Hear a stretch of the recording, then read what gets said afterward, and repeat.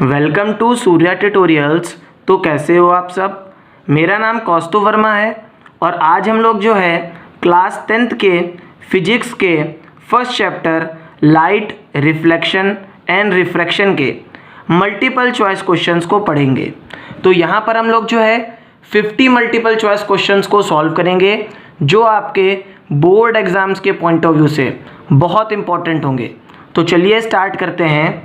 Question number first, the refractive index of 4 medium P, Q, R and S are given as 2.4, 1.7, 1.5 and 1.36.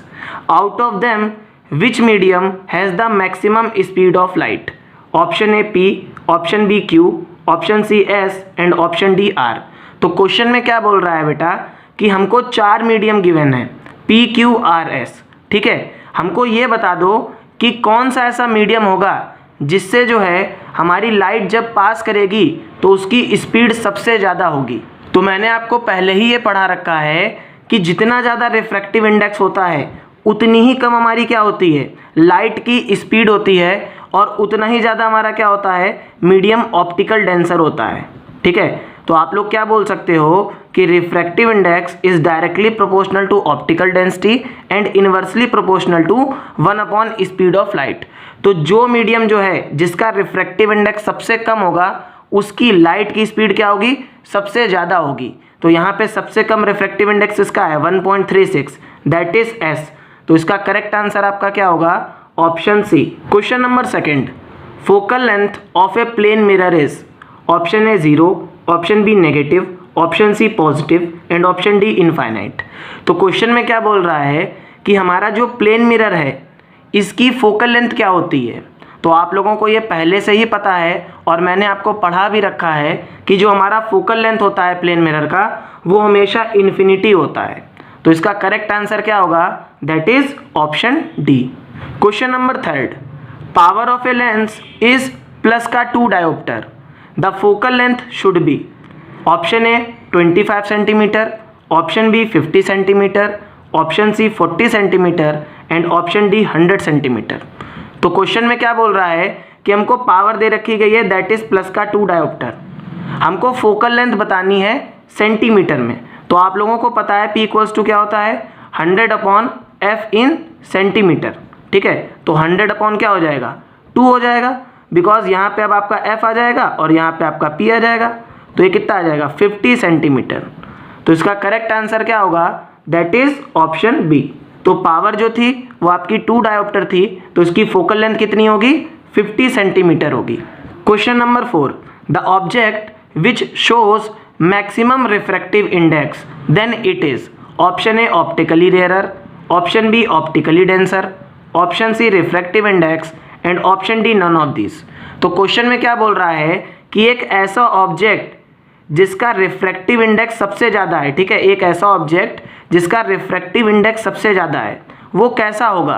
तो अभी मैंने आपको बताया कि जितना ज़्यादा रिफ्रैक्टिव इंडेक्स होगा उतना ही ज़्यादा क्या होगा, हमारा ऑब्जेक्ट डेंसर होगा, उतनी ही ज़्यादा क्या होगी, उसकी ऑप्टिकल डेंसिटी होगी। तो इसका करेक्ट आंसर क्या होगा, that is option B, optical denser. Question number 5, which of the following materials can not be use to make lens. तो क्वेश्चन में क्या बोल रहा है कि हमको यहाँ पे 4 ऑप्शन दिए गए हैं और हमको ये बताना है कि कौन सा एक ऐसा ऑब्जेक्ट होगा या कौन सा एक ऐसा मटेरियल होगा जिसको हम लोग लेंस के लिए यूज़ नहीं कर सकते हैं। Option A water, option B clay, option C plastic and option D glass. तो आप लोगों को मैंने बताया था कि जो हमारा लेंस होता है, जो हमारा लेंस होता है वो कैसा होता है, एक ट्रांसपेरेंट रिफ्रैक्टिव मीडियम होता है। कैसा होता है, एक ट्रांसपेरेंट रिफ्रैक्टिंग मीडियम होता है। ठीक, तो आप लोग यहाँ से देखिए कि जो हमारी क्ले है ये क्या है, एक ओपेक ऑब्जेक्ट है। तो इसका करेक्ट आंसर क्या हो जाएगा, that is option B. Clay को हम लोग जो है लेंस के लिए यूज नहीं कर सकते हैं क्योंकि हमारा क्या होता है, एक ओपेक ऑब्जेक्ट होता है। Question number 6, the refractive index of water with respect to air is 4/3. The refractive index of air with respect to water is। तो इस तरीके के क्वेश्चन बहुत ज़्यादा इंपॉर्टेंट होंगे इस बार के लिए आपके SA1 के। तो आप लोगों को यहाँ पे क्या गिवन है कि refractive index of water with respect to air हमारा कितना है 4/A है, और हमको फाइंड क्या करना है, हमसे ये पूछा जा रहा है कि refractive index of air with respect to water क्या होगा, हमको ये बता दो। तो ऑप्शन ए में क्या गिवन है 0.50, ऑप्शन बी में क्या गिवन है 0.75, ऑप्शन सी में क्या बोल रहा है 0.25 एंड ऑप्शन डी में बोल रहा है 1। तो आप लोगों को एक फॉर्मूला पता होगा रिलेटिव रिफ्रैक्टिव इंडेक्स का, और वो हमारा क्या होता है कि refractive index of A with respect to B equals to 1 upon refractive index of B with respect to A. तो देखिए यहाँ पे water with respect to air given है और हमको air with respect to water निकालना है। तो ये क्या हो जाएगा 1 upon refractive index of water with respect to air.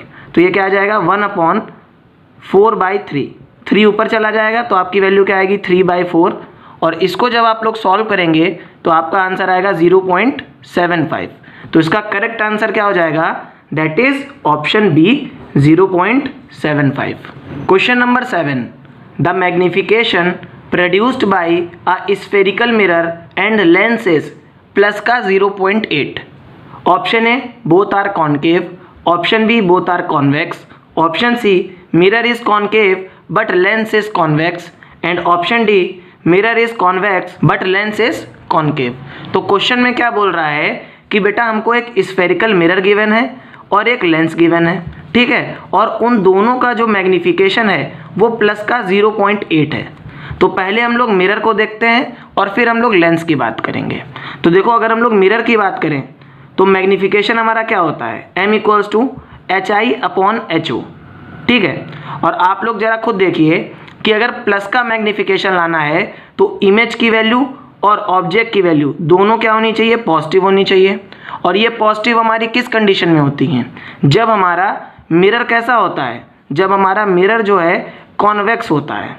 जब हमारा मिरर कॉन्वेक्स होगा तभी तो हमारे पास प्लस का मैग्निफिकेशन आएगा, तभी हमारी वैल्यू क्या होगी, प्लस की होगी। तो आपका मिरर कैसा हो गया, कॉन्वेक्स हो गया। अब हम लोग लेंस की बात कर लेते हैं। तो लेंस में आपका क्या हो जाएगा hi/ho। अब आप लोग जरा याद करिए कि जो हमारा कॉन्केव लेंस होता है, जो हमारा कॉन्केव लेंस होता है ये हमेशा कैसी इमेज प्रोड्यूस करता है, वर्चुअल और इरेक्ट, है ना, वर्चुअल और इरेक्ट। इसका मतलब क्या होगा कि जो भी हमारी इमेज होगी वो हमारे पॉजिटिव साइड में होगी, मीन्स कि जो एक्स एक्सिस है, ये लाइन जो हमारी एक्स एक्सिस होती है, इसके ऊपर सारी वैल्यूज़ क्या होती हैं, पॉजिटिव होती हैं, और इसके नीचे जो हैं सारी वैल्यूज़ हमारी क्या होती हैं, निगेटिव होती हैं। तो आप लोग देखिए कि यहाँ पे क्या होगा कॉन्केव लेंस के केस में कि हमारा ऑब्जेक्ट यहाँ पे रखा होगा और इमेज भी यहीं पे बनेगी, तो दोनों वैल्यू पॉजिटिव होंगी। इसका मतलब क्या होगा कि जो हमारा लेंस होगा, ठीक है, वो कैसा होगा, कॉन्केव लेंस होगा, क्योंकि यहाँ पे हमको क्या मिल रही है, प्लस का मैग्निफिकेशन चाहिए। तो आप देख लीजिए कि आपका मिरर कैसा हो गया, कॉन्वेक्स हो गया, और आपका लेंस क्या हो गया, आपका कॉन्केव लेंस हो गया। तो इसका करेक्ट आंसर क्या होगा, that is option D. Question number 8, the focal length of a spherical mirror of radius of curvature is 30 centimetre. तो आप लोगों को यहाँ पे आर गिवन है, that is equals to 30 centimetre, और आपको एफ बताना है। तो एफ इक्वल्स टू क्या होता है, r/2। तो यहाँ से आप लोग देखिए कितना आ जाएगा, 15 सेंटीमीटर। तो इसका करेक्ट आंसर क्या होगा, दैट इज ऑप्शन बी। हम लोगों को यहाँ पर ऑप्शन को भी देखने की ज़रूरत नहीं है, बिकॉज ये जो हमारा क्वेश्चन है बहुत ही बेसिक है, लेकिन हाँ आपके एग्जाम्स के पॉइंट ऑफ व्यू से बहुत इंपॉर्टेंट है, क्योंकि इसी तरीके के क्वेश्चंस जो हैं आपके एग्जाम्स में पूछे जाएंगे। Question number 9, which mirror is best to use as a rear view mirror for vehicles. तो क्वेश्चन में क्या बोल रहा है कि कौन से मिरर का हम लोग यूज़ करते हैं अपनी व्हीकल्स में as a rear view mirror, means जो भी हमारे पीछे से व्हीकल्स आ रही हैं, जो भी गाड़ियाँ आ रही हैं, उनको देखने के लिए हम कौन सा मिरर यूज़ करते हैं। तो option A convex mirror, option B concave mirror, option C plane mirror, and option D none of this. तो इसका करेक्ट आंसर क्या होगा, that is option A convex mirror, क्योंकि जो हमारा कॉन्वेक्स मिरर होता है ये हमेशा डिमिनिश्ड इमेज बनाता है, जिसकी वजह से क्या होता है, बहुत बड़ा एरिया जो है हमारा मिरर जो है कवर कर लेता है, और जो गाड़ी चला रहा होता है वो सारी चीज़ों को पीछे से ही ऑब्जर्व कर लेता है, ठीक है। तो इसका करेक्ट आंसर होगा that is option A convex mirror. Question number 10, light travels from denser medium to a rarer medium along a normal to the boundary. तो क्वेश्चन में क्या बोल रहा है कि हमको दो मीडियम गिवन है, हमारी लाइट जो है डेंसर मीडियम से रेयरर मीडियम में ट्रेवल कर रही है, मीन्स ये हमारा मीडियम डेंसर है और ये रेयरर है। तो ऑप्शन ए में क्या बोल रहा है, it refracted towards the normal, ये जो है टुवर्ड्स द नॉर्मल रिफ्रैक्ट करेगी। ऑप्शन बी में क्या बोल रहा है, refracted away from the normal, हमारी जो लाइट रे है वो नॉर्मल से दूर जाएगी, रिफ्रैक्शन करेगी। Option C, no refraction occur, and option D, goes along the boundary. तो आप लोगों ने पढ़ा होगा कि जब भी हमारी लाइट रे जो है डेंसर से रेयरर मीडियम की तरफ मूव करती है तो ये कहाँ की तरफ जाती है, अवे फ्रॉम द नॉर्मल जाती है। तो इसका करेक्ट आंसर क्या होगा, that is option B, refracted away from the normal. और जब हमारी लाइट रे रेयरर से डेंसर मीडियम की तरफ मूव करती है तो ये टुवर्ड्स द नॉर्मल मूव करती है। तो इन चीज़ों को आप लोग याद रखिएगा। Question number 11, when the ray of light passes from X medium to Y medium, then no refraction occurs. The ray of light must be at an angle of option A 45 degree, option B 60 degree, option C 90 degree and option D 120 degree। तो question में क्या बोल रहा है कि हमारी light रे जो है एक X मीडियम से Y मीडियम की तरफ ट्रेवल कर रही है और उस कंडीशन में कोई भी रिफ्रैक्शन नहीं होता है। तो हमको ये बता दो कि जो हमारी लाइट रे है वो किस एंगल पे इंसिडेंट हुई होगी। तो आप लोगों ने ये पढ़ रखा है कि जब भी हमारी लाइट रे जो है नॉर्मल पे इंसिडेंट होती है तो उस कंडीशन में क्या होता है, कोई भी रिफ्रैक्शन अकर नहीं होता है। तो इसका करेक्ट आंसर क्या होगा, that is option C, 90 degree. Question number 12, identify the mirror used by dentist to examine the teeth of a person. Option A convex mirror, option B concave mirror, option C plane mirror and option D none of this. तो question में क्या बोल रहा है कि हमको ये बता दो कि जो डेंटिस्ट हैं वो किस टाइप के मिरर का यूज़ करते हैं किसी भी पर्सन के टीथ को चेक करने के लिए। तो इसका करेक्ट आंसर क्या होगा, that is option B, concave mirror. Concave mirror हमारा कैसा होता है, कन्वर्जिंग मिरर होता है, ठीक है। तो ये क्या करता है, एक पर्टिकुलर पॉइंट पे हमारी लाइट को क्या कर देता है, फोकस कर देता है। इसी वजह से जो है जितने भी ईएनटी डॉक्टर्स होते हैं, ईयर नोज और थ्रोट वाले, ये सारे के सारे डॉक्टर्स आपके कॉनकेव मिरर का यूज़ करते हैं। तो देखिए सारे के सारे क्वेश्चंस जो हैं हम लोग बिल्कुल बेसिक लेवल से उठाएंगे और बिल्कुल क्लियर तरीके से आपको एक्सप्लेन करते हुए चलेंगे। आप लोग पेशेंस को बनाकर रखिए। Basic question number 13, the image formed by a concave mirror is real, inverted and same size of the object. The position of the object is option A at focus, option B at infinity, option C at the center of curvature and option D between। ठीक है, तो देखिए question में क्या बोल रहा है कि हमारे पास जो है कॉनकेव मिरर गिवन है। हमको क्या गिवन है, एक कॉनकेव मिरर गिवन है और वो जो है इमेज की फॉर्मेशन कर रहा है और वो इमेज कैसी है, हमारे ऑब्जेक्ट के साइज से बिल्कुल इक्वल है, means size of the image equals to size of the object. तो आप लोगों ने पढ़ रखा है कि जब हमारा ऑब्जेक्ट जो है सेंटर ऑफ कर्वेचर पे रखा होता है तो उस कंडीशन में क्या होता है कि जो हमारी इमेज है वो कहाँ पे बनती है, सेंटर ऑफ कर्वेचर पे बनती है और इन दोनों की जो साइज होते हैं वो कैसे होते हैं, वो हमेशा इक्वल रहते हैं। तो इसका करेक्ट आंसर क्या होगा, that is option C, at the centre of curvature. Question number 14 बहुत ज़्यादा इंपॉर्टेंट क्वेश्चन है बेटा आपके बोर्ड एग्जाम्स के पॉइंट ऑफ व्यू से और ये पूछा ही जा सकता है। During the refraction of light the factors on which the lateral shift depends on. Option A thickness of slab, option B angle of incidence, option C refractive index of the medium and option D all of this. तो question में क्या बोल रहा है कि जब हम लोग जो है रेक्टेंगुलर ग्लास स्लैब से रिफ्रैक्शन को कराते थे तो किन किन फैक्टर्स पे जो हमारी लाइट रिफ्रैक्ट कर रही है वो डिपेंड करती थी। तो इसका करेक्ट आंसर क्या होगा, that is all of this. तो ये जो है हमारे थिकनेस ऑफ स्लैब पे भी डिपेंड करती है, एंगल ऑफ इंसिडेंस पे भी डिपेंड करती है और साथ ही साथ जो हमारा मीडियम है उसके रिफ्रैक्टिव इंडेक्स पर भी डिपेंड करती है। Question number 15, the image formed by a plane mirror is option A virtual behind the mirror and enlarge, option B virtual behind the mirror and same size of the object, option C real at the surface of mirror and enlarge and option D virtual at the surface of mirror and smaller than the object. तो question में क्या बोल रहा है कि जो हमारा plane mirror है वो किस तरीके की इमेज की फॉर्मेशन करता है।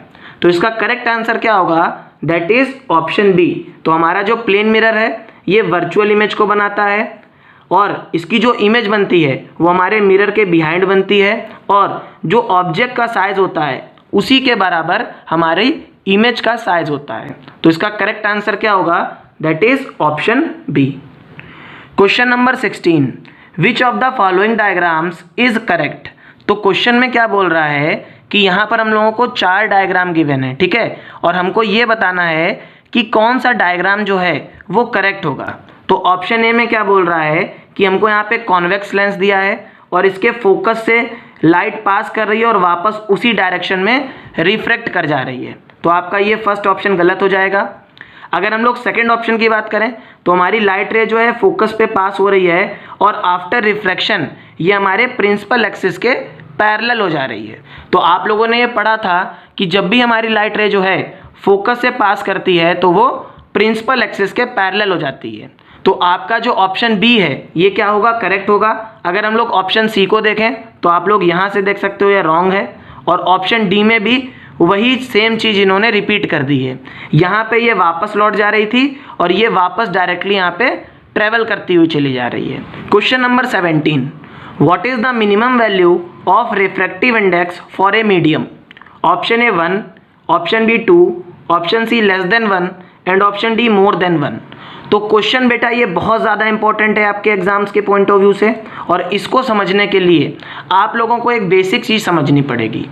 क्वेश्चन हमसे क्या बोल रहा है कि जो हमारा रिफ्रैक्टिव इंडेक्स है उसकी मिनिमम वैल्यू क्या हो सकती है। अब इस सवाल को समझने से पहले हम आपको एक बेसिक चीज़ समझाते हैं। देखिए, अगर हमारा न्यूमरेटर जो है वो डिनोमिनेटर से बड़ा है, ठीक है, और इन दोनों नंबर को हम डिवाइड कर रहे हैं, सपोज कर लीजिए 5 हमारा न्यूमरेटर है और 2 हमारा डिनोमिनेटर है, तो इन दोनों को जब हम डिवाइड करेंगे तो एक छोटा नंबर जब बड़े नंबर को डिवाइड करेगा तो हमेशा इसकी वैल्यू 1 से ज़्यादा आएगी। ठीक इसी तरीके से अगर हमारा डिनोमिनेटर बड़ा हो जाए और न्यूमरेटर छोटा हो जाए, मीन्स अगर ये 2/5 हो जाए तो इसकी वैल्यू क्या आएगी, हमेशा लेस देन 1 होगी। आप लोग इसको सॉल्व करोगे तो हमेशा लेस देन 1 हो जाएगी आपकी। अब यहीं पे एक क्वेश्चन है, n इक्वल्स टू क्या होता है, c/v, ठीक है, और c की वैल्यू क्या होती है 3 × 10⁸ मीटर पर सेकेंड। और ये जो v की वैल्यू है हमेशा ये v की ये जो वेलोसिटी है किसी भी मीडियम की ये लाइट की वेलोसिटी से तो कम ही होगी। मीन्स हमने मान लिया कि ये वेलोसिटी 2 × 10⁸ है, तो भी आप लोग यहाँ पे इसको जब सॉल्व करोगे तो इसकी वैल्यू क्या आएगी, 1 से ज़्यादा आएगी, क्योंकि यहाँ पे क्या हो रहा है कि हमारा डिनोमिनेटर क्या है, छोटा है और न्यूमरेटर बड़ा है। तो एक छोटे नंबर को जब हम लोग बड़े नंबर से डिवाइड करेंगे तो इसकी वैल्यू हमेशा क्या आएगी, 1 से ज़्यादा आएगी। तो इसका करेक्ट आंसर क्या होगा, that is option D, more than 1। Question number 18, when A ray of light passes from one medium into the another medium, there is no change in option A velocity, option B direction, option C frequency and option D all of these। तो question में क्या बोल रहा है कि जब हमारी light रे जो है एक मीडियम से किसी दूसरे मीडियम में ट्रेवल करेगी तो ऐसी कौन सा सब्सटेंस है जिसमें कोई भी चेंजमेंट नहीं होगा। तो आप लोग खुद चेक कर लीजिए, इसका करेक्ट आंसर क्या होगा, दैट इज फ्रीक्वेंसी। तो हमारी जो फ्रीक्वेंसी है उसमें कोई भी चेंजमेंट नहीं आता है, ठीक है।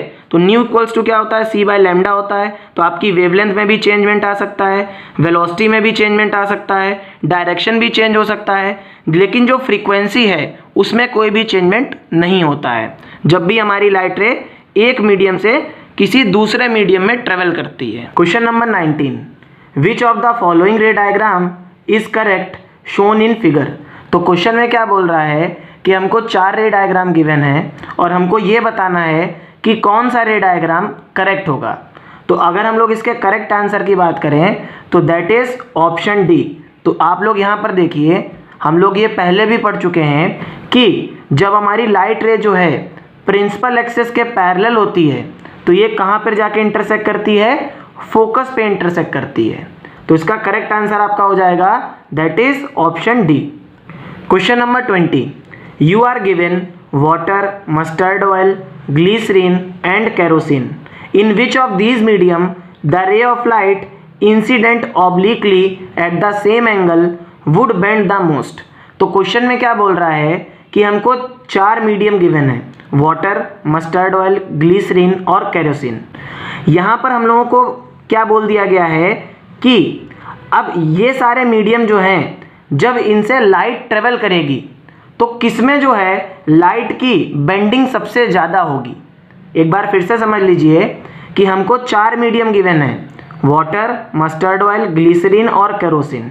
ठीक है, अब यहाँ पे जब ये इंसिडेंट कर रहे हैं तो जिस टाइम पे ये इंसिडेंट कर रहे हैं वो सभी सेम एंगल पे इंसिडेंट कर रहे हैं। क्वेश्चन में ये पूछ रहा है कि कौन सा ऐसा मीडियम होगा जिस पे हमारी लाइट जो है सबसे ज़्यादा बेंड करेगी। तो option A kerosene, option B water, option C mustard oil and option D glycerine. तो आप लोग एक बात को याद रखिए कि जितना ज़्यादा हमारा रिफ्रैक्टिव इंडेक्स होगा मीडियम का, जितनी ज़्यादा एन की वैल्यू होगी उतनी ही ज़्यादा क्या होगी, बेंडिंग होगी। ठीक, तो यहाँ पे सबसे ज़्यादा रिफ्रैक्टिव इंडेक्स किसका होगा, दैट इज ग्लिसरीन। तो आपकी जो बेंडिंग है, हमारी लाइट जो है सबसे ज़्यादा बेंड किस मीडियम में करेगी, दैट इज ग्लिसरीन। तो हमारा ऑप्शन डी जो होगा ये क्या होगा, करेक्ट होगा, क्योंकि इन चारों में सबसे ज़्यादा जो रिफ्रैक्टिव इंडेक्स होता है वो किसका होता है, ग्लिसरीन का होता है, बिकॉज ये हमारी ज़्यादा डेंसर होती है। आप लोग कभी इसको चेक करना, ये जो है हमारी सेमी सॉलिड की फॉर्म में होती है। Question number 21, the power of a lens is plus का 2.5 dioptre and its focal length is 40 centimetre. Identify the type of lens. Option A concave lens, option B convex lens, option C both A and B and option D none of this. तो question में क्या बोल रहा है कि एक lens given है हमको जिसकी पावर प्लस का 2.5 डायोप्टर है और इसकी फोकल लेंथ कितनी है, प्लस की 40 सेंटीमीटर। तो आप लोग जरा याद करिए कि जब हम लोगों ने कॉन्वेक्स लेंस पढ़ा था तो वहाँ पे क्या देखा था कि हमारा जो कॉन्वेक्स लेंस होता है इसकी फोकल लेंथ कैसी होती है, पॉजिटिव होती है। तो इसका करेक्ट आंसर आपका क्या होगा, that is option B convex lens, क्योंकि जो हमारे कॉन्वेक्स लेंस होते हैं इनकी फोकल लेंथ पॉजिटिव होती है और वहीं पे अगर हम लोग कॉन्केव लेंस की बात करें इनकी फोकल लेंथ हमेशा निगेटिव होती है। Question number 22, a ray of light strikes a plane mirror PQ at an angle of incidence 30 degree is refracted from the plane mirror and then strikes a second plane mirror QR placed at right angles to the first mirror. The angle of reflection at the second mirror is। तो question में क्या बोल रहा है कि हमको बेटा 2 mirror given है, कौन कौन से, एक PQ और एक QR। तो सपोज कर लीजिए हमारा PQ मिरर है, तो ये PQ मिरर हो गया और इसके परपेंडिकुलर हमारा QR है, तो ये हमारा QR मिरर हो गया। अब देखिए हमारी लाइट रे जो है वो PQ पे इंसिडेंट करती है और एंगल ऑफ इंसिडेंस कितना बनाती है, दैट इज 30 डिग्री। तो ये हमारा नॉर्मल हो गया, ये 30 डिग्री का एंगल ऑफ इंसिडेंस, और अगर एंगल ऑफ इंसिडेंट 30 डिग्री है तो हमारा एंगल ऑफ रिफ्लेक्शन भी 30 डिग्री होगा। तो इन दोनों की वैल्यू तो सेम हो गई। अब ये वाली जो रिफ्रैक्टेड रे है वो हमारे सेकेंड मिरर के लिए एज ए इंसिडेंट रे का काम करेगी और ये रिफ्लेक्शन को शो करेगी। ठीक, और यहाँ पे इसके लिए क्या हो जाएगा, ये नॉर्मल हो जाएगा। तो आप लोग देखिए ये दोनों हमारी पैरेलल रेज हैं और ये हमारा क्या है, ट्रांसवर्सल है। तो ये एंगल और ये एंगल हमारा क्या होगा, को इंटीरियर एंगल होगा और इसका सम कितना होगा, 180 डिग्री होगा। मीन्स अगर ये 60 डिग्री है तो ये हमारा 120 डिग्री रहा होगा। ठीक, तो यहाँ पे क्या होगा, इस पूरे एंगल की वैल्यू कितनी होगी, 120 डिग्री, और ये एंगल हमारे क्या होंगे, सेम होंगे, क्योंकि angle of incidence equals to angle of refraction. तो 2x इक्वल्स टू 120 डिग्री, तो x इक्वल्स टू कितना आ जाएगा, 60 डिग्री। तो यहाँ पे आपका करेक्ट आंसर क्या होगा, आपको ऑप्शंस को देखने की भी ज़रूरत नहीं है, आपका करेक्ट आंसर होगा that is option C 60 degree. Question number 23, तो ये क्वेश्चन भी जो है बहुत ज़्यादा इंपॉर्टेंट है आपके एग्जाम्स के पॉइंट ऑफ व्यू से। तो find the correct value of refractive index from the given figure. तो क्वेश्चन में क्या बोल रहा है कि हमको एक फिगर गिवन है और हमको जो है इसका रिफ्रैक्टिव इंडेक्स निकालना है और यहाँ पे हम लोगों को एंगल दे दिया गया है। तो देखिए नॉर्मल और इंसिडेंट रे के बीच में जो एंगल बनता है वो हमारा एंगल ऑफ इंसिडेंस होता है। तो एंगल ऑफ इंसिडेंस कितना हो गया 45 डिग्री। और नॉर्मल और रिफ्रैक्टेड रे के बीच में जो एंगल बनता है वो हमारा एंगल ऑफ रिफ्रैक्शन होता है, दैट इज 60 डिग्री। और रिफ्रैक्टिव इंडेक्स निकालने के लिए हमारे पास एक फॉर्मूला था, that is n equals to sine i upon sine are.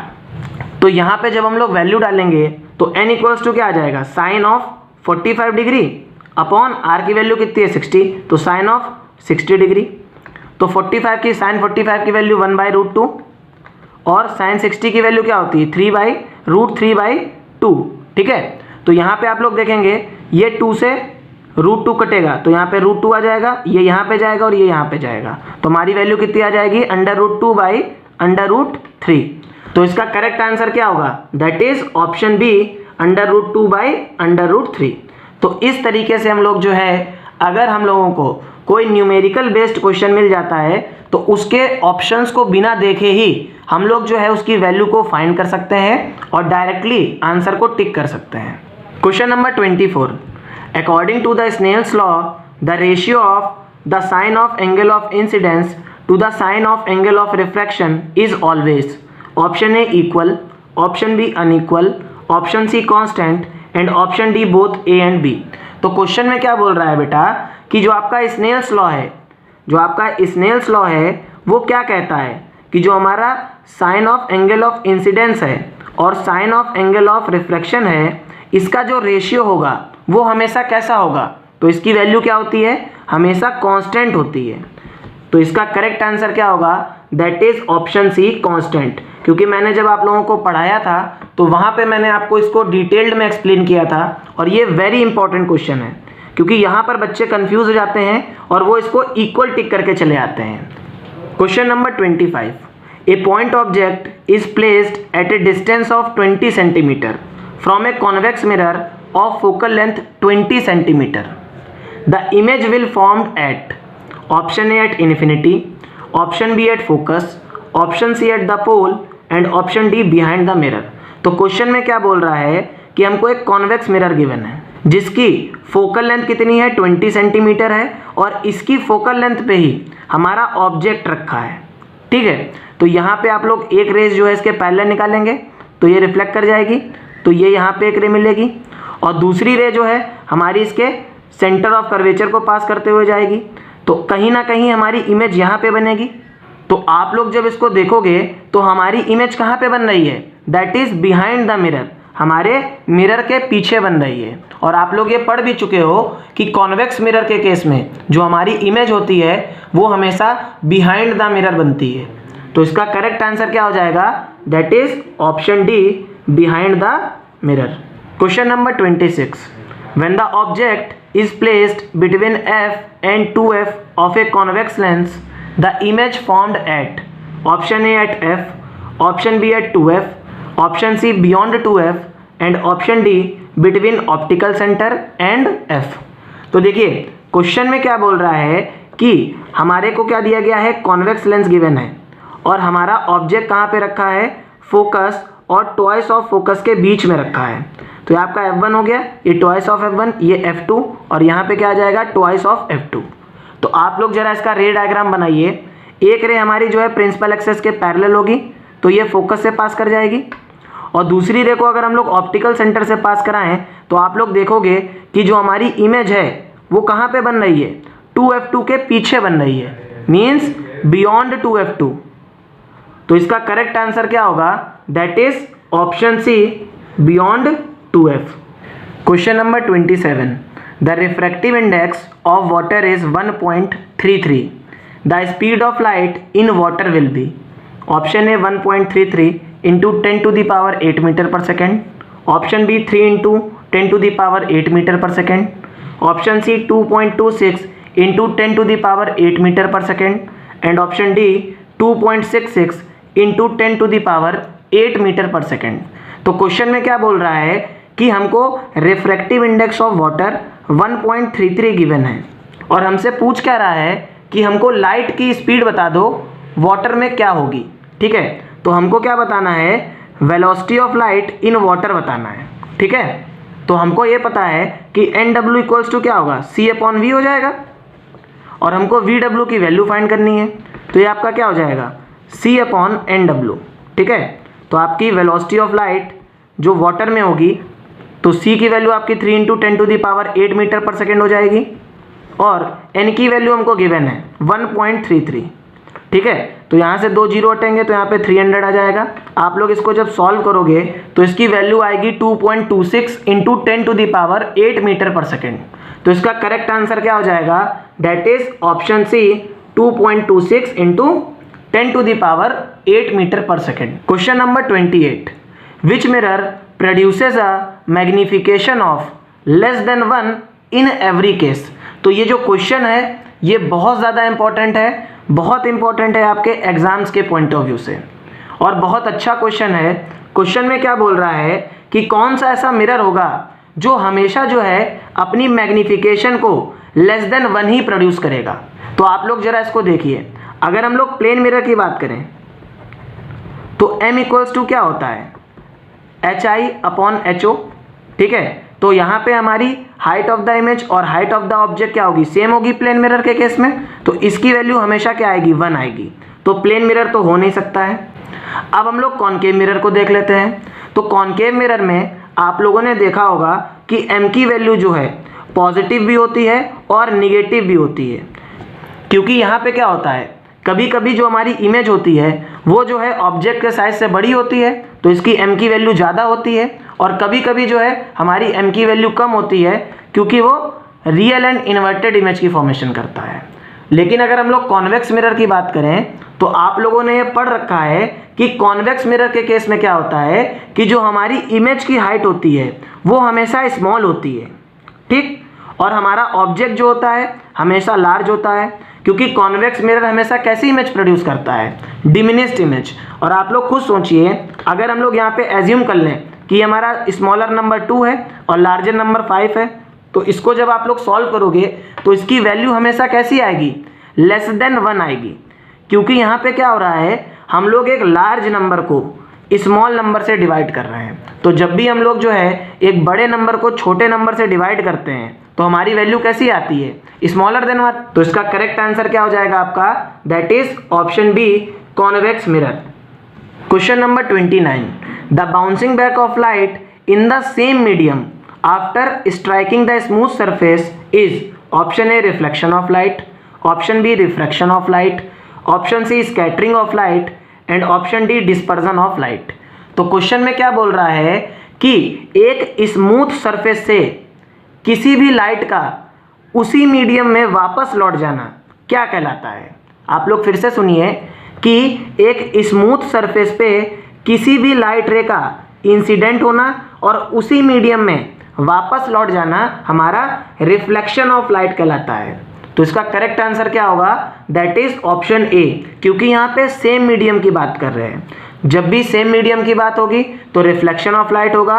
अगर हमारा मीडियम में चेंजमेंट हो रहा है तो हमारा क्या हो जाएगा, रिफ्रैक्शन ऑफ लाइट होगा। इस पॉइंट को आप लोग याद रखिएगा। Question number 30, angle between the incident ray and the normal ray is called, option A angle of abnormally, option B angle of incidence, option C angle of reflection, and option D angle of refraction. तो question में क्या बोल रहा है कि हमारी incident ray और normal के बीच में जो एंगल बनता है वो क्या कहलाता है। तो ये सिंपल सी बात है, वो हमारा एंगल ऑफ इंसिडेंस कहलाता है। तो इसका करेक्ट आंसर क्या होगा, that is option B. Question number 31, the reflection which caused by rough surface is called, option A regular refraction, option B irregular reflection, option C regular reflection, and option D irregular refraction. तो question में क्या बोल रहा है कि कौन सा reflection जो है रफ सरफेस की वजह से होता है। तो आप लोगों को मैंने पढ़ाया था कि रिफ्लेक्शन जो है हमारा दो टाइप का होता है, एक रेगुलर रिफ्लेक्शन जो हमारा स्मूथ सरफेस की वजह से होता है, और जब हमारा रिफ्लेक्शन रफ सरफेस की वजह से होता है तो वो क्या कहलाता है, इररेगुलर रिफ्लेक्शन। तो इसका करेक्ट आंसर क्या होगा, that is option B. Question number 32, which one among the following is correct about the laws of reflection? Option A, incident ray, normal and the reflected ray all lies in different plane. Option B, incident ray and normal lie in a same plane and reflected ray lies outside. Option C, incident ray, reflected ray and the normal all lies in the same plane. And option D आप लोग यहाँ पे add कर लो, none of this. तो question में क्या बोल रहा है कि हमको यहाँ पर 4 स्टेटमेंट दी गई हैं और हमको ये बताना है कि कौन सी एक ऐसी स्टेटमेंट है जो करेक्टली लॉज ऑफ रिफ्लेक्शन को रिप्रेजेंट कर रही है। तो आप लोग जरा देखिए कि लॉज ऑफ रिफ्लेक्शन क्या कहता है कि हमारी इंसिडेंट रे, रिफ्लेक्टेड रे और हमारा नॉर्मल, ये तीनों जो है एक ही प्लेन पे लाई करते हैं। तो आपका ऑप्शन सी जो है ये करेक्ट हो जाएगा। Incident ray, reflected ray and the normal all lies in the same plane. Question number 33, what is the magnification of the image formed by a plane mirror? Option A 2, option B 3, option C 0 and option D 1। तो question में क्या बोल रहा है कि जो हमारे plane mirror हैं उनके थ्रू क्या मैग्निफिकेशन प्रोड्यूस की जाती है, या उनके थ्रू मैग्निफिकेशन जो फॉर्म होती है वो क्या होती है। तो हम लोगों को पता है कि प्लेन मिरर में क्या होता है, जो हमारे ऑब्जेक्ट की हाइट होती है, height of the object equals to height of the image. तो यहाँ पे m इक्वल्स टू क्या हो जाएगा, HI/HO, और इसकी वैल्यू कितनी आएगी, क्योंकि ये दोनों इक्वल होंगे तो ये वैल्यू आ जाएगी 1। तो हमारा करेक्ट आंसर क्या होगा, that is option D 1। Question number 34, the center of sphere of which the mirror is a part is called? Option A, radius of curvature, option B, pole, option C, principal axis and option D, centre of curvature. तो आपको मैंने क्या पढ़ाया था कि जो हमारा hollow sphere होता है जिससे हमारा स्फेरिकल मिरर बनता है उसका सेंटर क्या कहलाता है, सेंटर ऑफ कर्वेचर कहलाता है। ठीक है, क्या कहलाता है, सेंटर ऑफ कर्वेचर कहलाता है। तो इसका करेक्ट आंसर क्या होगा, that is option D, centre of curvature. Question number 35, which of the following is correct for concave mirror? Option A, it is a diverging mirror, option B, it is a converging mirror, option C, can be both converging and diverging, and option D, can not say. तो question में क्या बोल रहा है कि हमारा जो concave mirror है वो किस टाइप का मिरर होता है। तो इसका करेक्ट आंसर क्या होगा, दैट इज ऑप्शन बी। तो हमारा जो कॉनकेव मिरर होता है ये हमारा कन्वर्जिंग मिरर होता है, क्योंकि यहाँ पे जो हमारी रेज हैं ये एक पर्टिकुलर पॉइंट पे क्या करती हैं, मीट कर जाती हैं। Question number 36, if the image formed by a spherical mirror for all the positions of the object placed in front of it is always erect and diminished, what type of mirror is it? Option A, concave, option B, convex, option C, plane and option D, none of the above. तो question में क्या बोल रहा है कि हमको एक spherical mirror given है और वो स्फेरिकल मिरर हम लोग कहीं पे भी अपने ऑब्जेक्ट को रखें, लेकिन जब वो इमेज की फॉर्मेशन करता है तो वो कैसी इमेज को फॉर्म करता है, that is erect and diminished. तो हमको ये बता दो कि वो मिरर किस टाइप का होगा। तो आप लोग पढ़ चुके हो कि जो हमारा कॉन्वेक्स मिरर है उसमें हम अपने ऑब्जेक्ट को कहीं पे भी रख दें, हमेशा हमारी जो इमेज है वो कहाँ पे बनती है, वो हमारे बिहाइंड द मिरर बनती है, इरेक्ट होती है, वर्चुअल होती है और डिमिनिश्ड होती है। तो इसका करेक्ट आंसर क्या होगा, that is option B, convex mirror. Question number 37, name the type of mirror is used in solar furnace? Option A, convex, option B, concave, option C, plane and option D, both A and B. तो question में क्या बोल रहा है कि कौन से type का मिरर हम लोग सोलर फर्नेस में यूज़ करते हैं। तो आप लोग इसको चेक करिए कि हमारा सोलर फर्नेस में क्या होगा। सपोज कर लीजिए हमारी सोलर फर्नेस है और सोलर फर्नेस का हम लोग यूज़ करते हैं खाना बनाने के लिए। ठीक है, तो यहाँ पे क्या होगा, सन से जो लाइट आएगी वो एक पर्टिकुलर पॉइंट पे क्या करेगी, कन्वर्ज करेगी, मीट करेगी।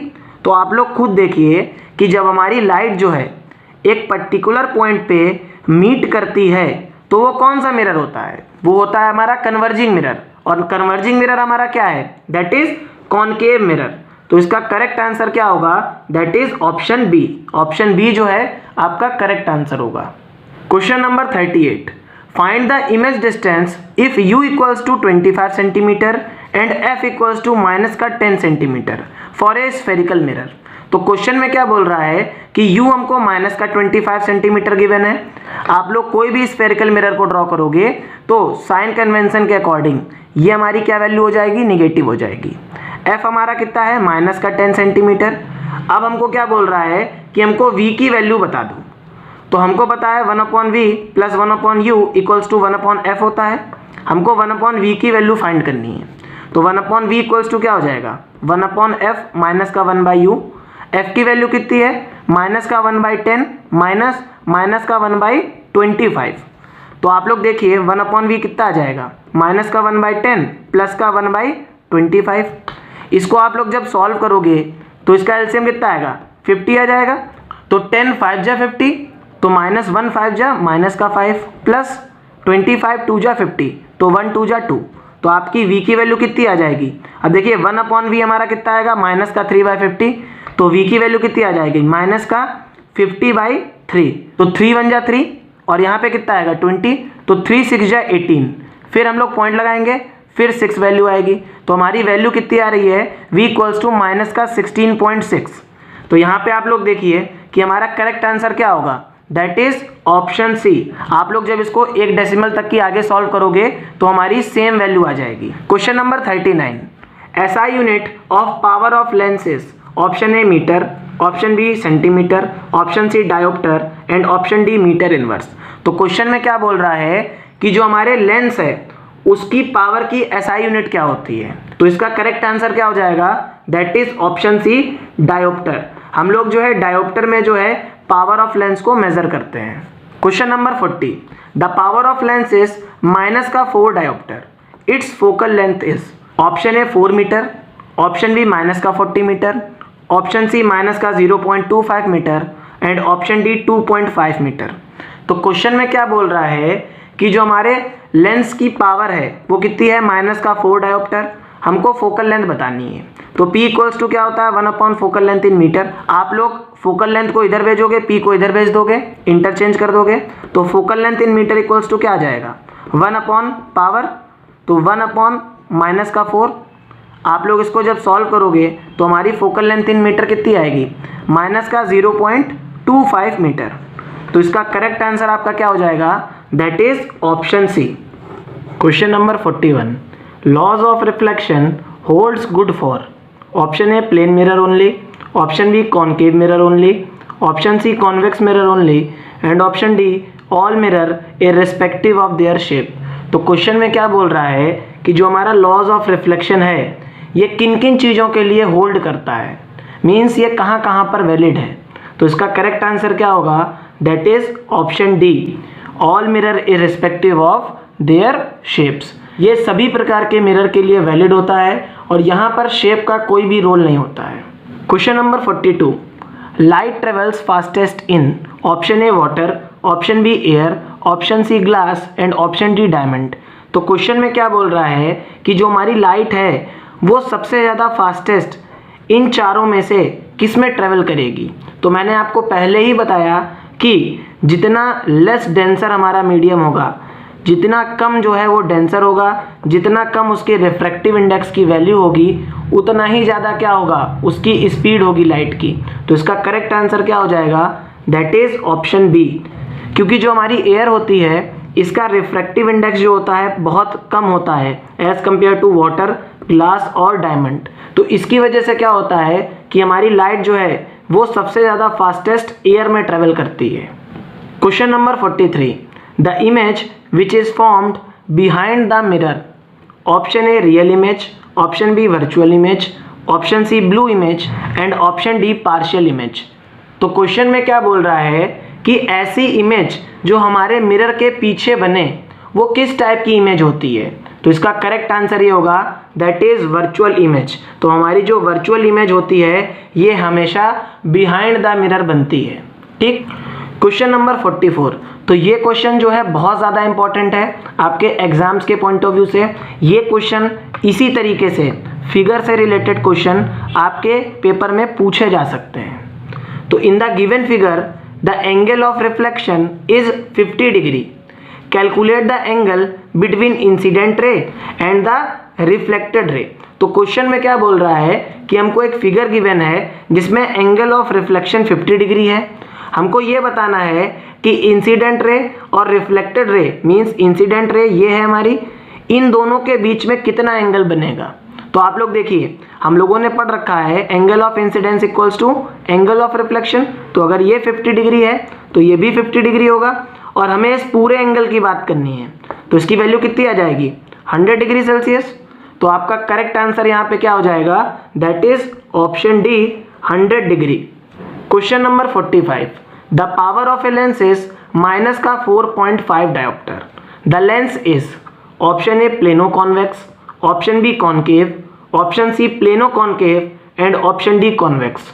तो क्वेश्चन में क्या बोल रहा है कि जो हमारा लेंस है उसकी पावर माइनस का 4 डायोप्टर है, और आप लोगों को ये अच्छी तरीके से पता है कि अगर इसकी पावर निगेटिव है तो इसकी फोकल लेंथ कैसी होगी, क्योंकि P इक्वल्स टू क्या होता है 1/f होता है, तो इसकी फोकल लेंथ भी निगेटिव आएगी।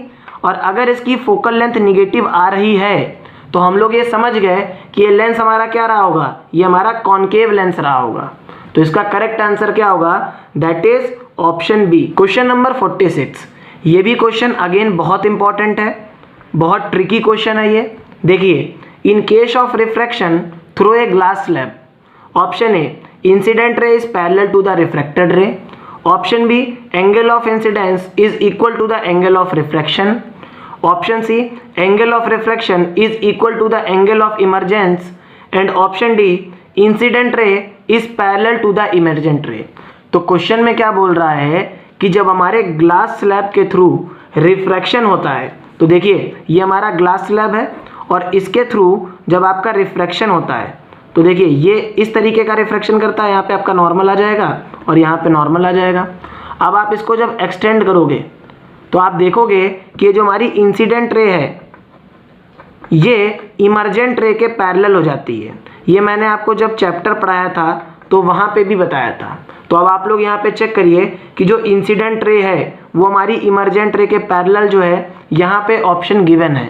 तो इसका करेक्ट आंसर क्या हो जाएगा, that is option D. Question number 47, mirror formula is option A 1/f equals to 1/v minus 1/u, option B 1/f equals to 1/v plus 1/u, option C m equals to v by u and option D none of this.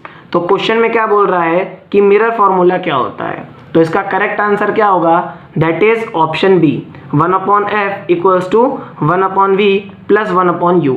और ये आपका क्या होता है, ये आपका lens का formula होता है, ठीक है। और यहाँ पे ये m क्या है, ये आपका मैग्नीफिकेशन है, ठीक है। और ये मैग्नीफिकेशन किसके लिए है, ये आपके लेंस के लिए है।